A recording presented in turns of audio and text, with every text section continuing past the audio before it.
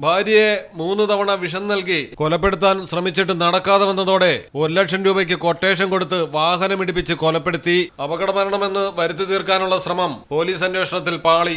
ഭർത്താവടക്കം 4 പേർ കസ്റ്റഡിയിൽ. മുംബൈയിലാണ് ഞെട്ടിക്കുന്ന സംഭവം. അധ്യാപികയായ വൃഷാലിയാണ് കൊല്ലപ്പെട്ടത്. ഭർത്താവ് പ്രകാശ് ഗവാണ്ടയാണ് കസ്റ്റഡിയിലായിരിക്കുന്നത്. കുടുംബകലഹമാണ് കൊലപ്പെടുത്തലിന് പിന്നിലെന്നാണ് പോലീസിന് ലഭിച്ചിരിക്കുന്ന വിവരം. ആദ്യം 3 തവണ വിഷം നൽകി കൊലപ്പെടുത്താൻ ശ്രമിച്ചെങ്കിലും നടന്നില്ല. തുടർന്നാണ് 1 ലക്ഷം രൂപ കൊട്ടേഷൻ കൊടുത്ത് സ്വന്തം ഭാര്യയെ കൊലപ്പെടുത്തിയത്. തുടക്കത്തിൽ അപകടമെന്ന് കരുതിയ സംഭവത്തിൽ കാറിനെ ചുറ്റിപ്പറ്റിയുള്ള അന്വേഷണമാണ് വഴിത്തിരിവായത്. കാർ മനീഷി സൂര്യവംശി എന്നയാളുടേതാണെന്ന് പോലീസ് കണ്ടെത്തി. തുടർന്ന് സൂര്യവംശിയെ ചോദ്യം ചെയ്തപ്പോഴാണ് വിശാലിയെ കൊല്ലാൻ ഭർത്താവ് പദ്ധതിയിട്ടിരുന്നതായി വെളിപ്പെടുത്തിയത്. ഇതിനായി പ്രകാശ് മങ്കേഷ് എന്നയാൾക്ക് 1 ലക്ഷം രൂപ കൊട്ടേഷൻ നൽകി. വാഹനമിടിപ്പിച്ചുള്ള കൊലപാതകത്തിൽ പങ്കെടുത്ത 3 പ്രതികളെയാണ് ഭർത്താവിനൊപ്പം അറസ്റ്റ് ചെയ്തിരിക്കുന്നത്.